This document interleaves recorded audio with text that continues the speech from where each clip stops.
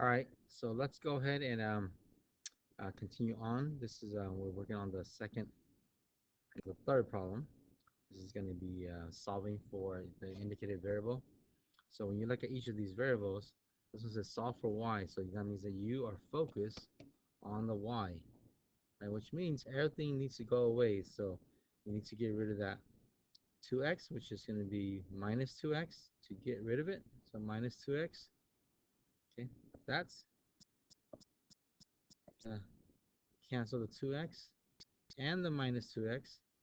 Okay, so that's going to simplify down to 0, and you're left with 4y. Remember, you're focused on the y still, equals, and you're going to combine the 12 and the minus 2x, and you cannot do that. So the best you can do is write it as 12 minus 2x, or minus 2x plus 12. However you want to do it, it's fine. I'm going to leave it like the first one. So I'm going to go ahead and just leave it like how I originally had it. Okay. And now you need to undo that times 4. Okay, so to undo the times 4, you have to divide it by 4 and divide it by 4. And when you divide it by 4 on both sides, okay, it basically takes um, the right hand side and it divides that both for those terms. See the terms, the 12 and the 2x, it divides each of those by 4 as well. So even though you write it as divide by 4 over the whole thing, okay, each of those gets divided by 4. So make sure you understand that. Okay, and by doing that, your 4's will cancel or reduce down to 1.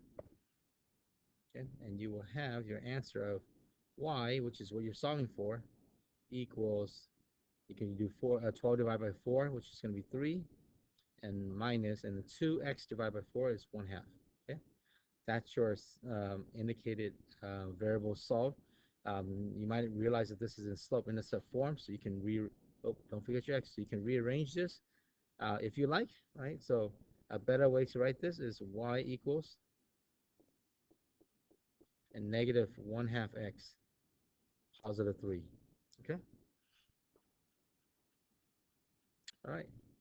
And let's look at the last one. We're going to go ahead and solve for the indicated variable again. We're going to solve for the r. Okay, I'm putting it in green. So r, you notice, is right here. Okay, so we're going to solve for the r. Okay, so think about what you have to do to get rid of everything except for the r. Right, so obviously you have to get rid of the pi, and that is a times pi in between. So you're going to go and divide it by pi, both sides.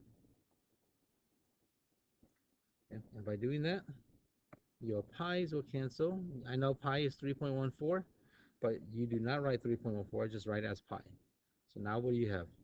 A over pi is equal to r squared. Okay? Now you're almost done. It's almost r, but it's not quite r yet, so you have to get rid of that square. So how do you undo the square?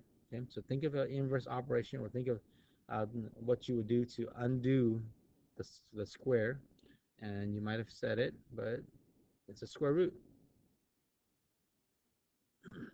Okay, and by doing square root, you are essentially getting rid of the square, because the square root is going to undo the square.